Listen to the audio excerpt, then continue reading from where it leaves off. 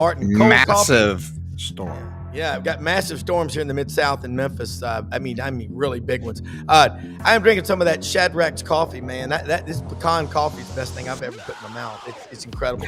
We got a big show. You're addicted. Today. You're addicted, Rob. We should talk about the pecan coffee addiction that you. It is. It's delicious. Hey, Brendan, they take a picture of the QR code. We're on X, YouTube, Facebook simultaneously. We've got content coming out every day, all day. One-stop shop for content, SEC Sideline Sports Network. Look, we got Connor O'Gara, Saturday Down South, batting the leadoff position. Jordan Davis-Hill, 24/7 Sports, covers the Dogs up in Athens. Yancy Porter, Rebel Yell Hotline. Rodney Orr, Tighter Insider.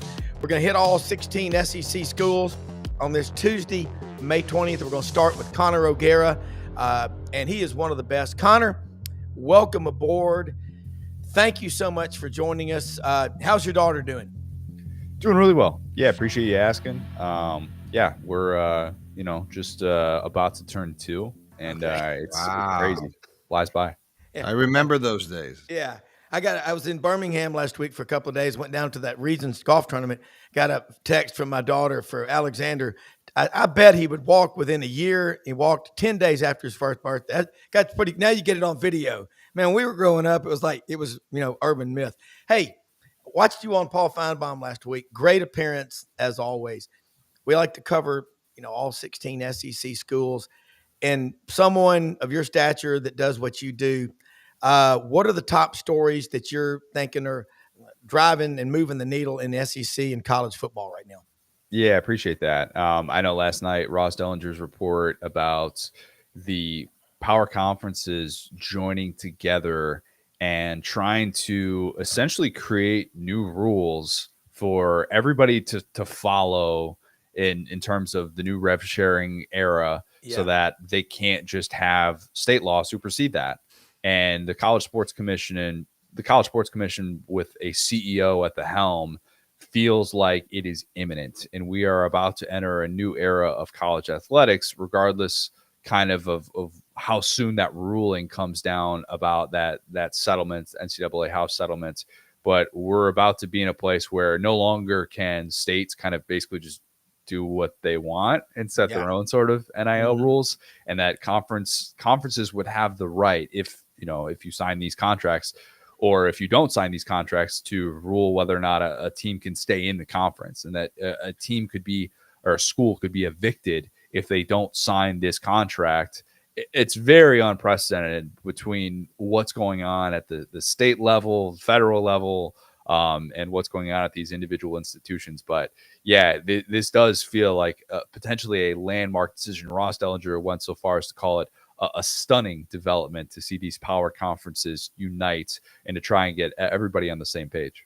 Well, it was interesting. Last night at the Touchdown Club in Memphis, Greg McElroy was here, and he talked about, with rookies now in the NFL, there's essentially no need for an agent because all the contracts are the same. Is that what they're looking for, that uniformity?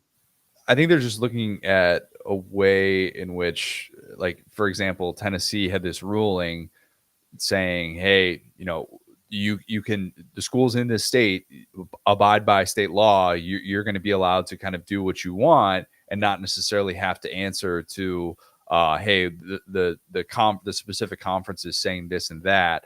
And so it's not so much about what the $20.5 million is going to mean. It's not like it's not like Georgia and Vanderbilt are going to be providing the same amount of money. Yeah. Even though it will be from that standpoint, but NIL is still going to exist. So I don't know if that's necessarily a totally fair comp, because the rookie salaries are now locked in with the NFL, and there are some ways kind of around that with guaranteed money and whatnot. But it is basically getting to a place where no longer can schools just go by state law. No longer can they default to that and then sue over it. And that's, I think, the interesting development. Yeah, because Missouri was the first one to break from the ranks and have the deal. If you were an in-state kid and you committed, you could start getting money. So, all right, that being said, we got a lot of talk last night. Texas, everybody's talking Texas right now. I'm not necessarily a contrarian, but I do believe everybody can't be right at the same time hardly ever. Talk about why there's another team or two that you think will win the SEC. I think LSU will win the SEC. I think LSU will win the SEC. I think LSU will win the national championship this year. I'm all in. But for what it's worth, I think Texas deserves to start off as the number one team in college football just because of what they return on the defensive side of the ball. That's even before we get into the Arch Manning portion of it. I'm an Arch believer. I'm not sitting here saying he's going to win the Heisman Trophy this year, but I think Texas's defense returns as the most proven unit in all of college football when you consider that they have All-Americans at every single level with Colin Simmons, with Anthony Hill Jr., with Michael Taft, a defensive line that's just loaded with experience, and then Malik Muhammad stepping into that Jahdae Barron role. I think there are a lot of people that are kind of sleeping on this Texas defense, which was a top 4 unit last year and returns a ton of production there. But I am a believer in LSU, and it stems from what Brian Kelly has done in the transfer portal. After they found out that Garrett Nussmeier was returning for the 2025 season, they went all in. They said, this is not going to be the same sort of approach that we had in the previous year. We are truly going to attack it. That's why they're able to go out and get a Nick Anderson, a Barryon Brown, Jack Pyburn, able to get Mansour Delane from Virginia Tech. I mean, they're still making moves. Get Gooden, the kid from South Florida coming over as an interior defensive lineman. Like, they have made moves left and right to show that they are all in. I think LSU's been knocking on the door. I think Brian Kelly, even though he's got the 7-18 record against AP top 10 teams in his career, I think he's going to break through. I think this is what he's been building towards at LSU, and I think they win it all. Yeah, I mean, 12 4-stars in the transfer portal, and they've spent a lot of money. I think losing Bryce Underwood really rattled their cage. For sure. For sure. And that's how you should pivot. Yeah. Hey, this 5-star, number 1 recruit, he didn't sign up to play for us, but what can we instead do with that money? And if LSU turns that into a team that's competing for a national championship this year, then I think LSU fans would look up and go, all right, that was money well spent. That was worth it. It'd be really tough if you look up a few years from now, LSU still hasn't even made it to like a semifinal game with Brian Kelly, and Michigan is watching Bryce Underwood win a Heisman Trophy and compete for a national championship. That would obviously be a tough pill to swallow, but I don't think that'll be happening. It's a good point. I do think that kind of sparked this sense of urgency that we've seen really since the regular season ended for LSU. Yeah, and not only did Larry Ellison's wife or girlfriend, who's a Michigan grad, Larry's not, but he's worth over $200 billion. Ask anyone in the Nashville area, Williamson County, what that's doing to housing prices. Just, I mean, it's insane. And that's the same thing with NIL. So next question is, you look at Florida with DJ Lagway. I think he plays this year, and I think the Gators win 10. With that schedule, it's going to be really tough. And look, it's not historically daunting in the way that it was last year because Florida just had an 8-win season. Yeah. And we have to talk about that with proper context. We were talking about Florida's schedule last year as such a beast in part because they were coming off of a losing season. Now, it's different when you've seen the things that DJ Lagway can do. But I would feel a little bit reluctant to say that just because DJ Lagway having this offseason wherein he couldn't throw until after spring practice is significant. There are a lot of pass catchers in that room that he has not been out there at game speed with. And I wonder what that's going to look like in the first part of this schedule, which is really daunting. I mean, they still have potentially like at least three games, I think, looking at that schedule, the first half of that schedule, where I think they're going to be an underdog. And maybe even 4. I mean, that is not crazy to predict with a Florida team that finished extremely well, figured some things out on the defensive side of the ball that they needed to. That was long overdue. And I think in the trenches, they're going to be in a much better place than they've been probably since 2020. But can they put that all together and really handle the rigors of that schedule to get to 10-2? I think that's a little bit more difficult to kind of process, especially knowing that if DJ Lagway's shoulder is not at 100%, the floor is very, very low for that team, considering Aiden Warner and Harrison Bailey are backing him up. Yeah. Switch to Texas A&M. Franz Beard always says only God and the Longhorns have more money than the Aggies. Their endowment's pushing $20 billion, but they've always had money, and so has Texas. But since 1970, one national championship. You look at the SEC, which they're now a member of, just in the last 42 years or so. You've got 26 national champions. It's or last 50. Does Texas A&M make a giant move with Marcel Reed at quarterback?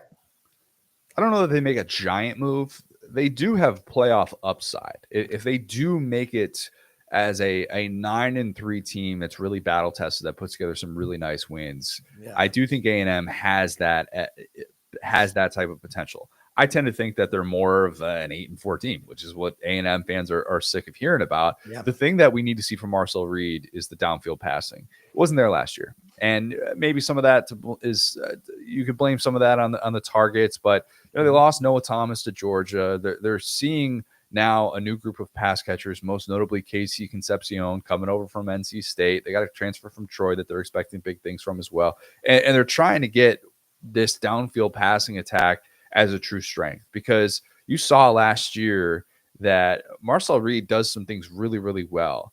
Throwing the football and having to come back and beat you with his arm is a little bit tougher. Now, he keeps playing and he fought back in a lot of these games, but they didn't have the balance that they needed to, and it really hurt them. It's kind of what cost them a chance to be able to win an SEC championship, in my opinion, and or at least get to an SEC championship game. They have not played for a conference title in the 21st century, have not been to a conference title game in the 21st century with all that money and all the things that they've had working in their favor. But the thing that's going to push them over the top this year is if they can get that downfield passing attack working, because they're going to be able to run the football. They got all that offensive line returning. It's year 2 in the Colin Klein offense. If Le'Veon Moss can make a full return from that ACL injury that he suffered against South Carolina last year, this could be one of the better ground games in all of college football. But you have to be able to throw the football downfield in this day and age. All right, another one, Georgia. You look at them last year, they still won the SEC, and I think it's one of the least mentioned things, but they beat Texas twice on the road and then in Atlanta. Georgia this year, where are the stars? Last year they didn't have them out on the edge. They dropped more passes, I think 37, their receivers, than any school. Do they make a giant leap forward? Because the talent is certainly there. I don't know that they make a giant leap forward, but are they getting back to the college football playoff and being one of those teams that nobody wants to play in the playoff? Yeah, probably. Look, this is a really favorable schedule. I mean, as you guys pull it up here, look at 3 true road games on that entire schedule. 3 true road games, 2 of which are against teams that didn't make it to a bowl game last year. This is set up for a 10-2 floor, even if, as you mentioned, the household names aren't necessarily there.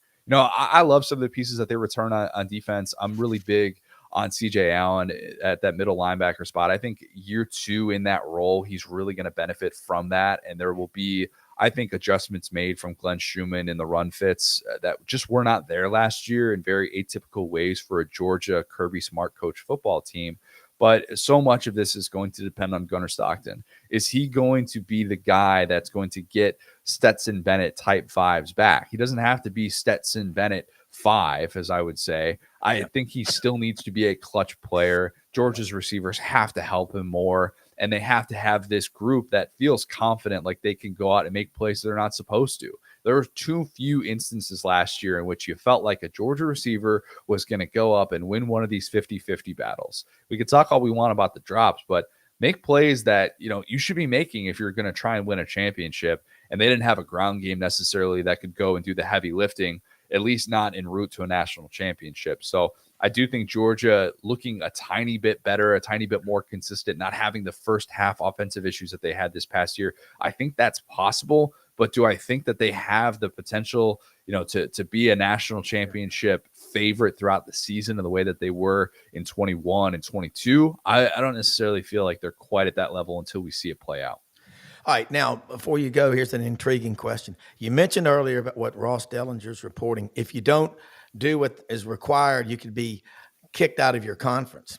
Would you potentially see Florida State and Clemson intentionally not doing what the ACC did so they could get out of the ACC and then get picked up by someone else? Because Clemson for sure is getting a lot of momentum right now.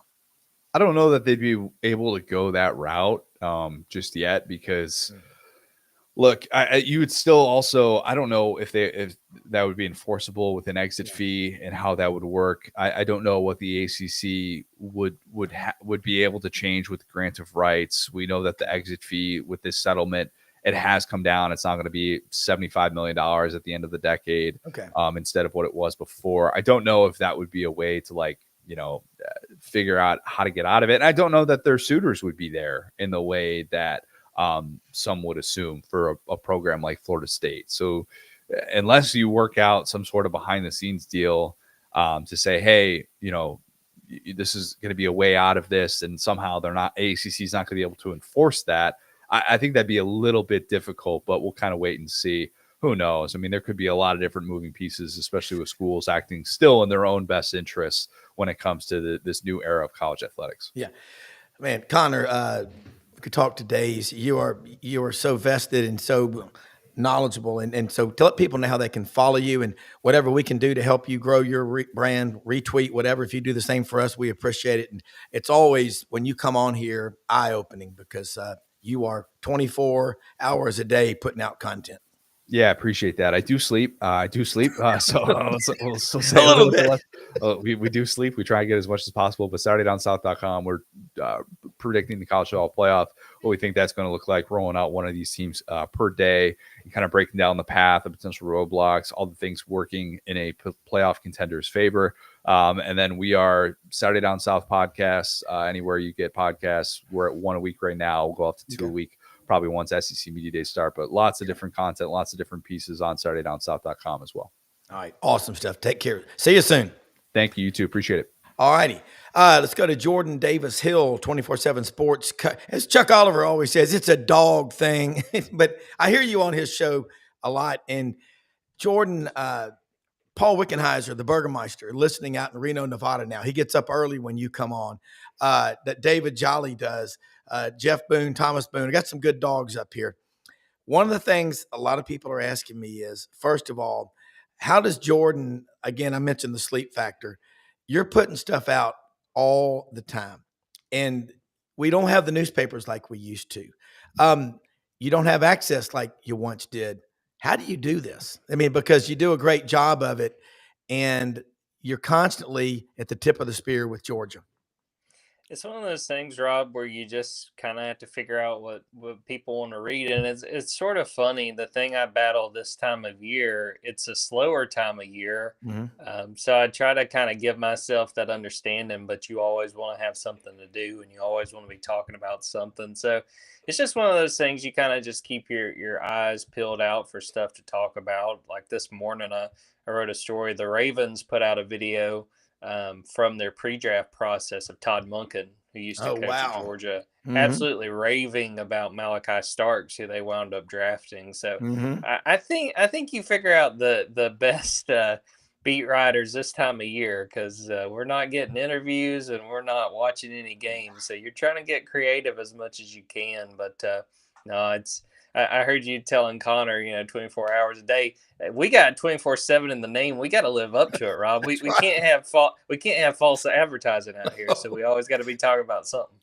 Well, I mean, when we went down to Birmingham to see, I met with Ronnie Sanders from AU Undercover. We went out to the golf tournament. I mean, it was like, no time to go to the hotel. I'll get there when I get there. Straight to the tournament. I don't know what time I got in. I can't remember.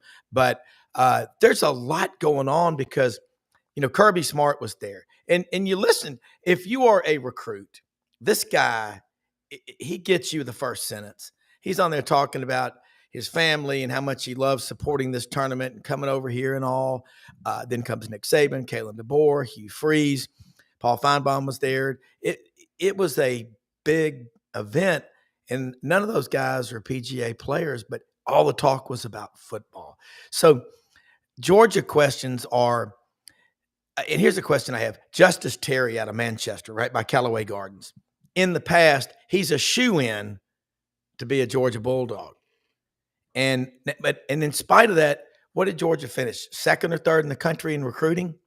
I think that's the real story with Georgia is, okay, bam, whack-a-mole. It's incredible. Yeah, I mean, that's the thing. And it's so funny talking to people on our board. They want to get a Justice Terry. They want to get Jackson Cantwell, as we saw play out last week, but he picks Miami.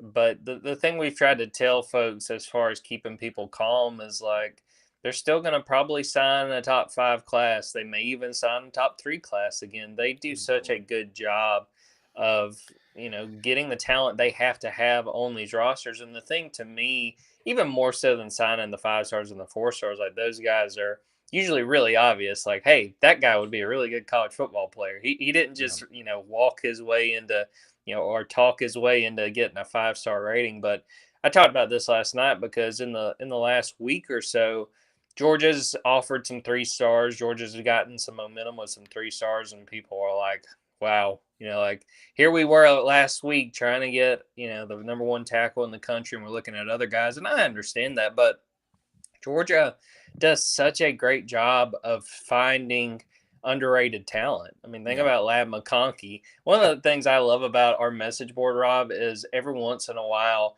someone will bump an old thread. And when Ladd was in his last season at Georgia, the thread when he committed to Georgia kept popping up on our message board. And it was just full of people saying, who the hell is Lad McConkey? Why are we offering this guy? And that, to me, that's the thing. If I'm a Georgia fan, this staff has earned the right to offer some 3 stars because they're going to find guys that they really like, find those diamonds in the rough where they see something and they know they can develop a guy and evaluate. And, everybody wants to have the number 1 class in the country, and Georgia still has an opportunity to sign the top class, maybe one of the top 3 classes. But they've kind of gotten to the point with me, just in following them, just trust their evaluations. Even if they don't get the Justice Terry or the Jackson Cantwell, they will find the guys they need to be, important pieces on future teams. No, and I agree with that. I mean, I think about a guy, Chris Davis, out of Woodlawn, Sunday night, Philip Lally and different coaches at Auburn. We got to take him. This kid is a playground legend, and he turned out to be a very good player. It happens all the time, way more than we think. You really know the recruiting part. There are way more 3 stars. Let's say in a typical year, there's 3,500 kids that'll sign Division I football scholarships. Maybe 35 of them are 5 stars. Between 350 and 400 are 4s. So that leaves, about 2,850 or so that are 3 stars or 2 stars. So that's the majority of your team. What is if someone says, the elevator speech, Jordan, we signed 6 3 stars. What does that mean to you? What do you tell them? I mean, to me, it just kind of depends on the staff. If we're talking about Georgia specifically, I'd just say, I think I trust those evaluations because I think, going back from my time covering Auburn, where Auburn got in trouble with Brian Harsin, was that Brian just decided, okay, I can take any 3-star and turn him into a 4-star, 5-star player from Boise. And he had never really shown that in the SEC, and he never did. But like with Kirby, it's one of those things. I really do believe those guys when they say, look, we don't really pay attention to what the recruiting rankings are. And, it's funny, too, when you think about it. I mean, if you were a coaching staff and you said, we're going to pay attention to what these kids are ranked, all right, who are you going to go off of? Like which site? All the sites have different rankings. A lot of them are pretty similar, but sometimes they vary. The ratings change. That's the thing too, this time of year where we tell folks, look, guy may be a 3-star right now, but give it a few months as our staff at 24/7 Sports works through more evaluations. That guy might get bumped up to a 4-star long before he winds up signing to a school. So to me, it all depends on which school it is. And it always helps to watch a guy and you can see a guy's high school film and say, that's not a 3-star. Like that's a guy that's better than that. But yeah, I mean, Georgia's just at the point where there's very little that they do, maybe outside of quarterback, which they've done well this year, where you have really the ability to question them. They've done a pretty good job evaluating so many different positions that if they're going to take a 3-star, there's got a pretty good feeling they like what they've seen in this 3 stars film. Yeah, and then you've got all these camps, 7-on-7, and that seems to favor the skill position players. So pushed to the side and ignored our offensive linemen. And, Jason Caldwell was on last week talking about there's maybe 20, 25 offensive linemen that everybody in the country is recruiting. So everybody needs to sign. He's right. You got to sign at least 5 a year. So, what about offensive line camps? You, like Jason, pound the dirt. Y'all get out there and go to these camps. It's just a relentless pursuit. But that's why when you're saying I agree with you. It depends on the staff. If Glenn Schumann says a kid can play, he may go from a 3 to a 4 or a 4 to a 5. Or if Kirby Smart says that's as good a linebacker as I've ever seen, that's kind of like Paul Tudor Jones on Wall Street liking your company. Boy, you better hope you own some of it.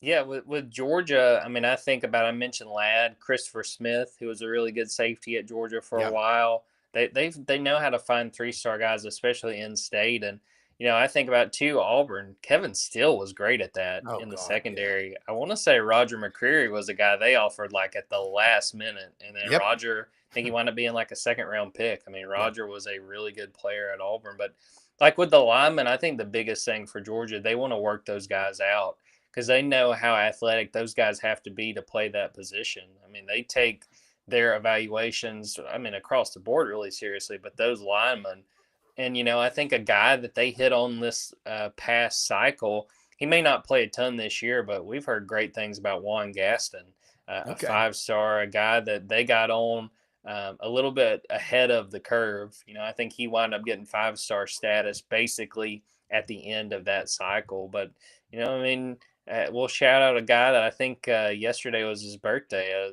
A former Auburn Tiger, Stacy Searles, has been doing it a long time. Oh yeah, and he knows what he's looking for. He played he played on the line at Auburn. Yeah. He's a guy that one of my favorite memories of Stacy was before the TCU national title game. We had the media day.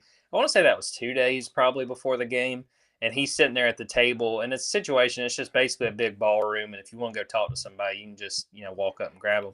And Stacy was sitting there sketching different offensive line alignments and working on different plays just while he was sitting there while people doing an interview. So they know what they want in offensive linemen, and, they know what they're looking for. And like you said, a lot of these camps, you're not going to be able to see those guys stand out quite like a 7-on-7 and some of those skill players. But Georgia wants to get their hands on those guys, get them, on campus for workouts and watch them up close, because they know that you've got to be super athletic to play in the SEC, understanding that, most offensive linemen are not going to play their first year in the SEC. It's just the jump up in competition is too extreme, but you got to show you have the ability to grow and get to that point, and they want to see that up close a lot of the time. Yeah, and you mentioned in the evaluation part, it takes at least 2 years, maybe longer, for an offensive lineman to develop. And with all the movement around in the portal, that's crazy. One thing I noticed, Georgia, they're not losing people they want to keep, really. So I'd like to see a comparative analysis, kind of like year-over-year comps when you look at a stock's earnings. How many players were leaving in the previous 5 or 10 years at Georgia, at Clemson or Florida, compared to what is now? And I'm talking about players they really wanted to keep. I think that'd be a cool story. For sure. And the thing that always impresses me with Georgia, we'll go into a portal window, and it's usually more so at the end of the season. A lot of the time, if you're at Georgia and you stayed through the spring, you're going to wind up sticking it out. Yeah. But I think that a lot of these guys, as long as Georgia has plans for them, and I think the majority of the guys they do, they see what they've gone through to this point, and they say, why would I leave? I put in the sweat equity. I put in the work, even if I'm not starting. Georgia's had such a great run of guys who stayed at Georgia, and it wound up paying off as far as making it to the draft. I think about Channing Tindall. I don't think he ever started a game at linebacker for Georgia, and he wound up being a 3rd-round pick. And, I think about a guy who ultimately did transfer, but he was a guy that stayed a year longer than he expected, was Julian Humphrey, who was a cornerback.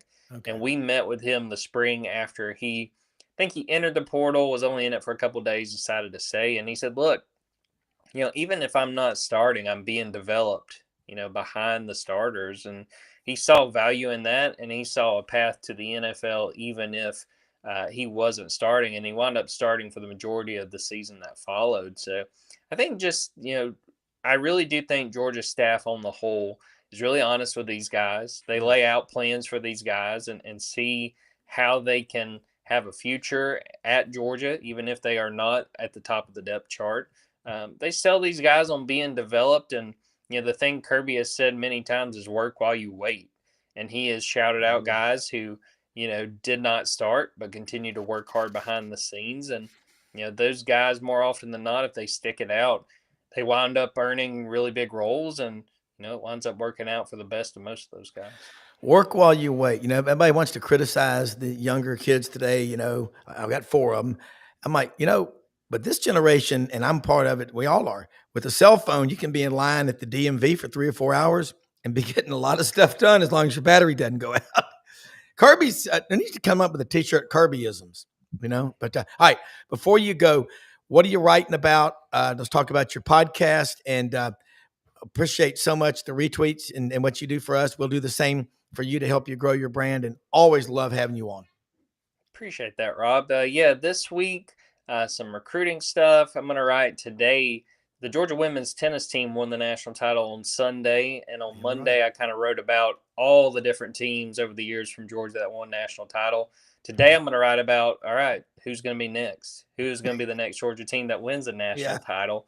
So I'll write about that. Going to have some freshman features later in the week. Going to write about Bo Walker, a running back Georgia is really excited about, and I think fans. What a name, really, like you said. I told one of his coaches, I said he has no choice but to be a really good SEC running back with the name Bo Walker. What number does he have? It can't be 34. No, 24, which is Noshawn Marino's old number, so that's going to be a good one. Okay, sorry to interrupt you. I just had to ask that. No, you're good. You're good.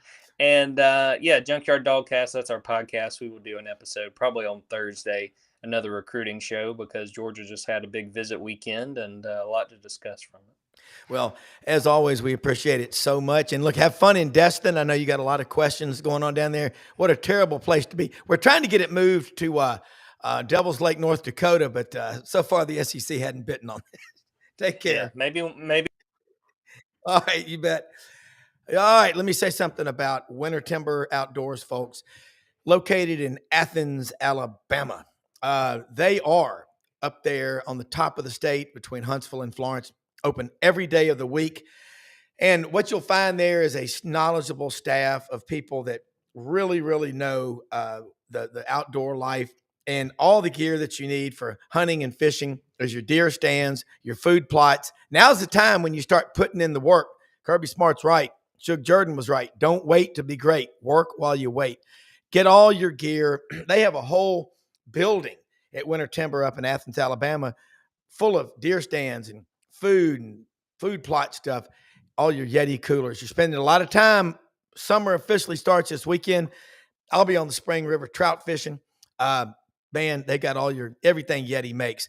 Dixie decoys, great looking clothing, Sitka, duck camp. They got it all. All your weapons and stuff for the outdoor life.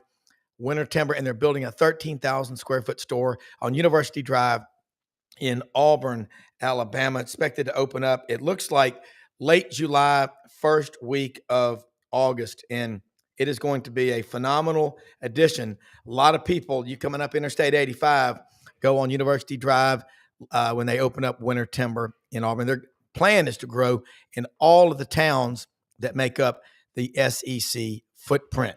All right, Brendan, we're going to be on tonight on the Lowdown with Lauren Meadows. We'll be on there 9 p.m. Eastern right here on this channel.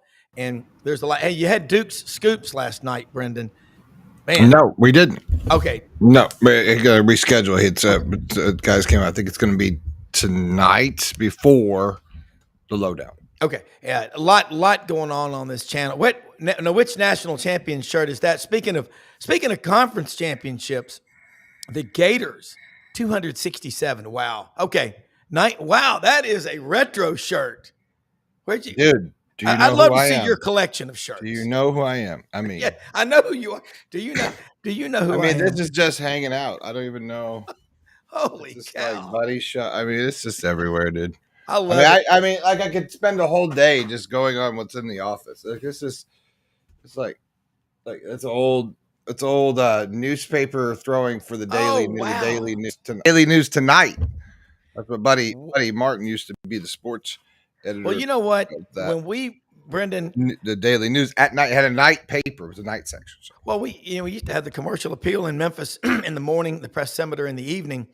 We were such a well-read, much more literate society. But now, someone like Jordan Davis Hill and Connor O'Gara, they're putting out a lot of content. Tony Barnhart says if the story requires 3,500 words, so be it. But most of the stuff is, 700,000 words. But just working. Well, I think now the ability to cover more is there. I think that's cool that those guys get to do that, but they have resource and that's why we talk to those guys, because a lot of people pretend to have resource and reach, but they don't really have that much reach because they're regurgitating aggregated news. They're regurgitating what you read on Twitter. It's the same thing. They just go and look up their social media, and then they're going to give you what you're already seeing. We really try to steer towards a topic, but oftentimes we'll come across something that one of these guests will say that no one else has heard anywhere else. Yeah. And therefore, then we want to explore it. We wanted to talk about baseball today, but we switched up because now we got all these great guys talking about all this great football information, and it's hard for us not to go around the SEC. So that's the kind of stuff we have because it's a conversation. And just like guys like Yancy Porter, who comes in from Rebel Yell Hotline to talk about all things I feel like it just limits you to one team. I feel like you just know so much more, Yancy. He's every man. You're kind of like the world's most mysterious man because we really don't know who you are. But we see this very handsome picture of you on our screen. Welcome to the most coolest man in sports talk, Yancy Porter. Yancy from Hattiesburg. There's an I in there somewhere. He's a spy. He's really from. We don't know where. Look, I know he was from the Delta. I know football is king, but around here in Mississippi right now, it is all baseball, 24/7, 7 days a week. Right now, it's states made a run. That I believe they are. I believe they're 9-1 since they fired their Chris coach. Lamonis, Lamonis, and Ole Miss is fighting for a hosting spot, and Auburn's fighting for a national seed, and everybody. Tennessee's fighting for a hosting spot. Florida's fighting for a hosting spot. It looks like the Ole Miss Florida possible matchup in Game 2 on Thursday could beat for the right to host. Let's see what else is. Texas may be fighting for the number 1 overall seed. I believe LSU would have to win about 3 games to get that number 1 seed. I'm talking about overall number 1 seed. What are the other storylines here? Missouri's fighting just to win against the second team all season in the SEC. Alabama's fighting for a hosting spot. I mean, this year's SEC tournament has so many headlines, and it's so different, guys. It's like basketball now, where it's single elimination. There's double buys to get in. It's the exact same format with basketball.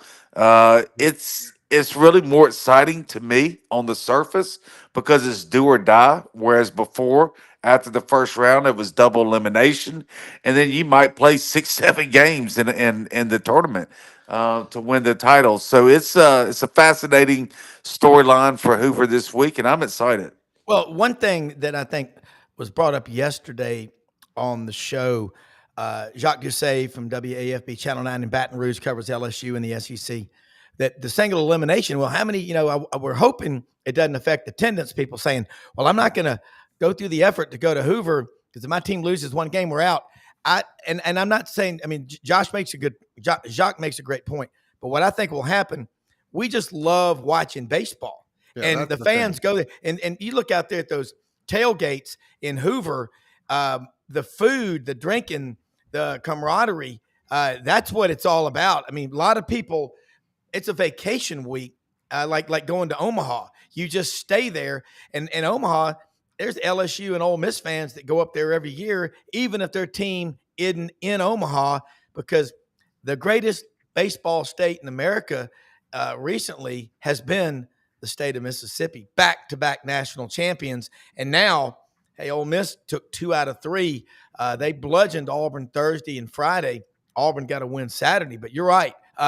Mississippi State, last 5 coaches have all gotten to Omaha. The dude and what they did in the 80s before it was a national game, and what Ole Miss has done in LSU and Arkansas. Florida's been to 9 World Series with Kevin O'Sullivan. This is it is. It's better than basketball.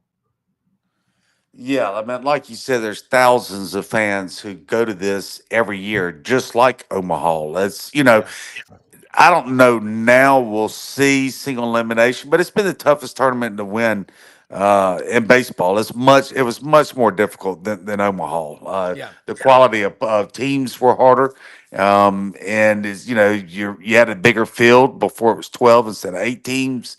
But it's a test of tests, and there's a lot of people with a lot of issues, a lot of teams, a lot of injuries, a lot of sore shoulders, a lot of torn elbows, a lot of bruised backs and knees, and it's tough. I mean, everybody's playing game 55. Hardly anybody feels 100% anymore, and you got to get through it. Yeah, okay. totally. Are you? Have you been to Omaha? I'm not trying to talk. Right. I'm just. Have you done the? Because I've been out there a couple times. I live in Colorado. It was easy just to come over. So I've done that.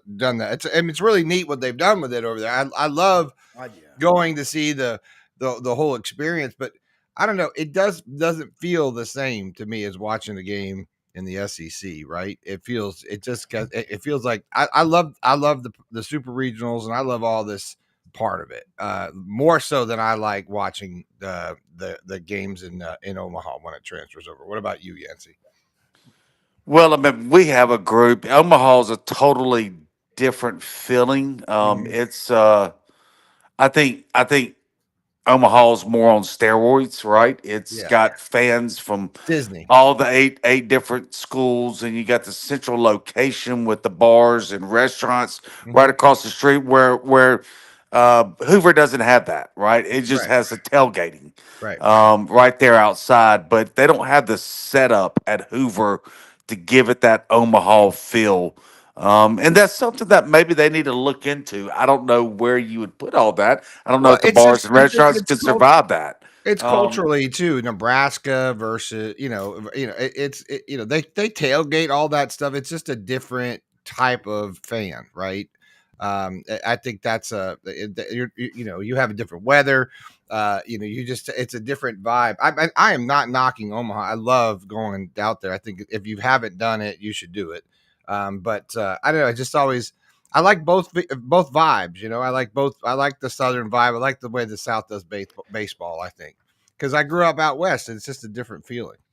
Well, Yancy, along what Brendan is saying, look at the shot record for drinks in that bar at Rocco's. I mean, it's LSU and Ole Miss, and these other people around the country. They're like, shots. I don't want to go to the doctor. I mean, this is. Hey, guess who's in the house right now? Roll, Rodney Orr, tighter and cider. Wow, that was the shortest one ever. Hi, Rodney. How's it going, guys? I would imagine that Rodney probably doesn't even know that baseball is being played now. They don't play baseball in Alabama. He barely knows basketball's being played. At Alabama, it's only one thing: football. Well, yeah, basketball is picking up steam, though. So, obviously Nate Oates has done a great job, but yeah, they are playing baseball. You're right about that. I know that's how it used to be in Florida with basketball. We'd be like, oh yeah, basketball. Yeah, well, we talk about that. Yancy, what's going on down there? Let's get on there. What's going on in Alabama football, Rodney Orr? What's going on in Alabama football? Yeah, anything good? Oh, it's been pretty quiet, but I know that obviously they're getting ready for the players to report back for summer workouts and all of those types of things. I mean, the vibes are really good here. I mean, there's a lot of positive, excitement right now, I think, about year 2 of Kalen DeBoer. I'm talking about inside the building. Now, outside, you know how it is. There's certainly some doubters that are lurking out there and going to be watching close and ready to jump on that first fumble. You know. Rodney, last night Greg McElroy spoke at the Touchdown Club in Memphis, part of the spring speaker series. And I asked him about the quarterback room and got some good, he likes Ty Simpson. He said, but everybody thought, a couple of years ago he'd be the man. Austin Mack, he likes him. But I want to ask you about one guy I don't think he's there anymore that you were really high on last year, Dylan Lonergan. He may have been from where Buford or he was, but where did he go? I thought He's at Boston College with Bill O'Brien now. Okay. So he's probably their starter there. I think Dylan Lonergan was a really talented kid, and so he's gone. Well, O'Brien recruited him to Alabama, so they have a previous relationship. So I think he could have been really good. It's just a matter of opportunity. Okay, all right, Yancy, I got to ask you with Ole Miss. Ole Miss and Alabama right now, both of them won. Well, Alabama got 9-4 last year. Ole Miss 10-3. That was brought up last night about the one play, the one deep pass by Kentucky. You don't trail LSU till you lose in overtime, and then you go down there and you catch a rising Florida Gator football team. I mean, y'all were really close. Now you got Austin Simmons, who should be a senior in high school, and is he already graduated from college?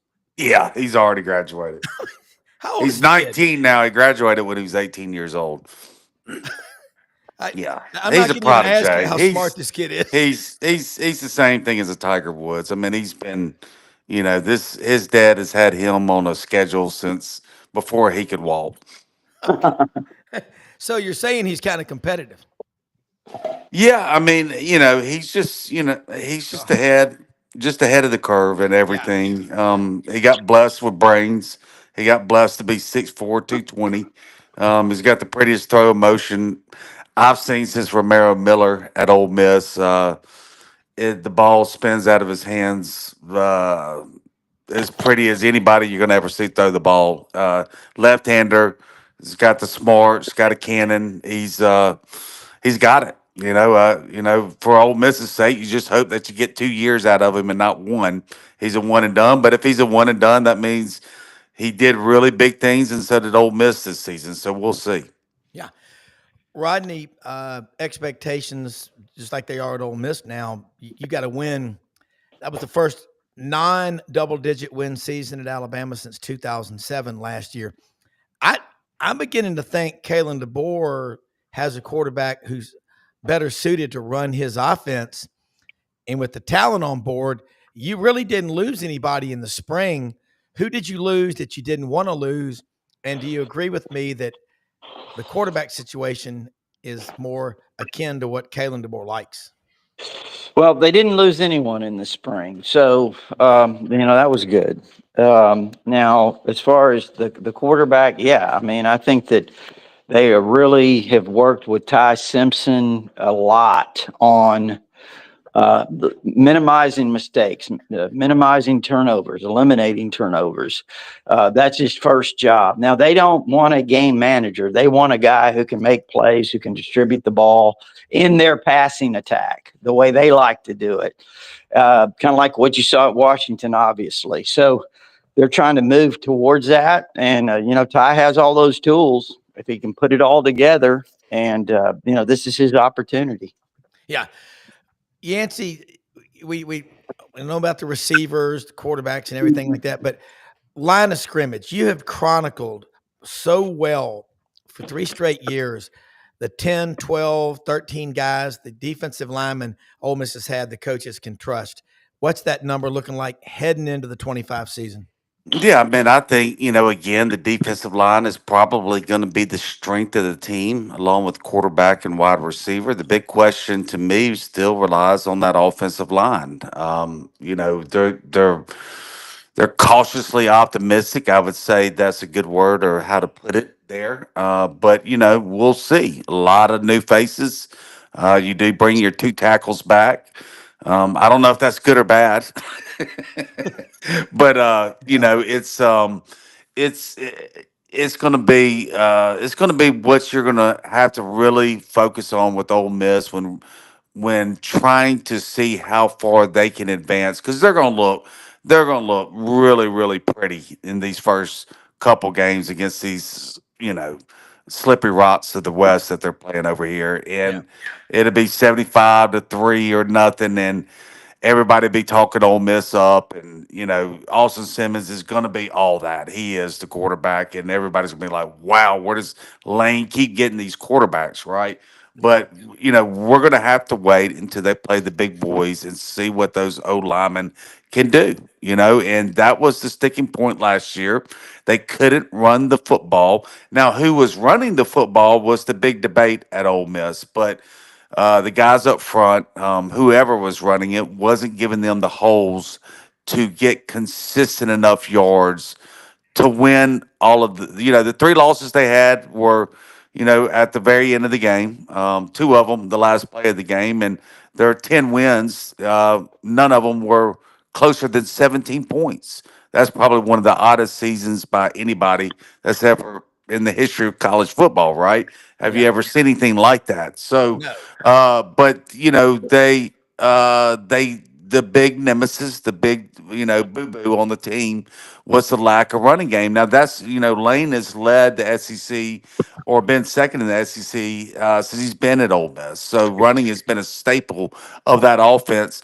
I do believe the running back group is significantly better than it was last year, but that's not really saying a whole lot, right? Yeah. But can the big uglies up front do their job to allow Ole Miss, to make a run at the national championship?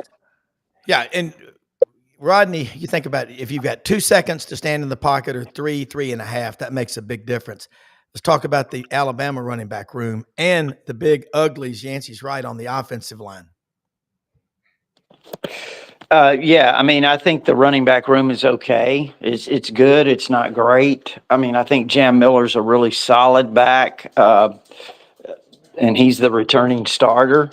Then you've got Richard Young, a rising redshirt sophomore who came in as a 5-star rated player. He's a more physical back. I mean, he is a physical back. He's there. He needs to develop a little bit of a wiggle to his game, I think. But yeah, he can run between the tackles, really tough. And then I think the guy to watch out for after that might be Daniel Hill, who is from Meridian, big, Yeah. 235, 240-pound sledgehammer type back, bounce it to the outside and can catch the ball extremely well. He might be the guy to keep an eye on. He might be the, if you want to say, sleeper to challenge Jam Miller for carries. I would say watch out for Daniel Hill. And the offensive line, I mean, I think it's continuing to, you need to get Caden Proctor in and at a good weight, and he missed spring practice due to injury. But I think they have a really good foundation there with Parker Brailsford might be the top center in the country. Jaden Roberts is solid at right guard. He's going into his third year as a starter. And then you got Wilkin Formby at right tackle, who has a ton of potential. I think he learned a lot last year. Was a really raw player as a redshirt freshman. Had some good moments, started some. But I think this year he takes a big step. So the question is left guard. And I think right now, if I had to guess, probably Cam Dewberry. The transfer from Texas A&M's got a lot of SEC experience, so he would be a guy to watch. And they've got some other guys. Olasa Lennon had a really good spring. Yeah. So they're developing some depth there a little bit, and I think they have a chance to be really solid up front. Yeah. It's funny. I was just thinking about this. You mentioned about Hill out of Meridian, which is very close to Tuscaloosa, but we'd hear a kid's name. It was always the hometown. Now it's from Texas A&M or from Florida. It's because of the portal. Yeah. It's the semantics. It's kind of, all right. Before we wrap up, guys, both of y'all, Yancy Porter, catch him Monday nights, 6 p.m. Sports 56 WHBQ Memphis, and Rebel Talk Monday nights all over Super Talk Mississippi. Yancy, what's the top story at Ole Miss right now people need to be focusing on? And I'll let you go. And then same thing with Rodney, and we'll do it again next week. And as always, I can't thank you enough for what you do for this show and for our viewers. Yeah, man, that Ole Miss, unlike over there at Alabama with Rodney, it's baseball, baseball, and more baseball. I believe if you looked at all the message boards, about 99.9% of them will be baseball posts. Whereas probably at Alabama on Rodney's message board right now, they probably have maybe 2 threads about the SEC tournament, and the other 98 posts are on football. So it's just baseball's different in Mississippi. We all know It that. is. Hey, I went by Bim Bam last Friday, man. You got to go Mm, by there and get some breakfast. I was coming back from good Birmingham. stuff. Oh my Good God, stuff. I love it over there. Man, Rodney, same thing. You know, y'all got Sewell Thomas Stadium. My fraternity brother, Matt Rayburn Construction, did the retrofit on that. You got a hell of a facility, but what's the top story and what y'all going to talk about on Tider Insider TV tonight? Well, believe it or not, they will start at 9:30 when that first pitch is delivered. They'll start complaining. Trust me. I Come on, mean, Rodney. it'll, it'll start with the first pitch. So they got Missouri today, and they swept Missouri earlier this year here in Yeah. Tuscaloosa. So, hopefully they win that one, and then of course they'll have Tennessee. So, should be interesting. Yeah. Well, both of y'all, two of the best out there. And thank you so much. We'll talk to you next week. And I'll be watching baseball today. Thank you. Thank you, guys. You bet, man. Let me say something about Landers Ford people. I saw Brad Bellamy, the general manager, Landers Ford. They're, presenting sponsor of the Touchdown Club in Memphis. They had their best month in 2 years last month. Tariffs, be whatever they are, they're giving you employee pricing, great opportunities to save and get a fair deal when you buy a car. Everybody's got to make some money. They're going to be fair with you. I can promise you that. They're open every day of the week except Sunday. The 25 Expeditions are in. The Broncos, the F-150. That's what I drive. I love it. I absolutely love my Ford truck. And they have the Ford Promise Memorial Day. There's a lot happening. Poplar and Houston Levy, where Collierville and Memphis meet. Great folks out there. Right down the street, I was in Hewlett and Dunn yesterday. And I'm going to tell you, they got these comfortable pullovers. What do you think? This is a duck camp one. And I got to get Brendan wearing one. I couldn't find him an XL yesterday and what I was looking for, but I've got something that's on order. It's got a lot on your neck there. It's like that mono neck. But I like to loose it up, Well, you wear stuff like this around here because of the mosquitoes. I mean, we're in the middle of rice and bean country, but great folks out there. Down here in the swamp, Rob. I know. Yeah, we got a couple of mosquitoes down here. Yeah, I'm not going to try to corner the market on mosquitoes because I just thought about the muck in Lake Okeechobee. Florida's got a few of them. But the boot selection out there, good grief. And they've got these awesome new Marshwear overall shorts for the women. Got Audrey a couple of pairs yesterday. They've even got them in camo. She wore them house cleaning the other day. They're great looking. They've got duck camp.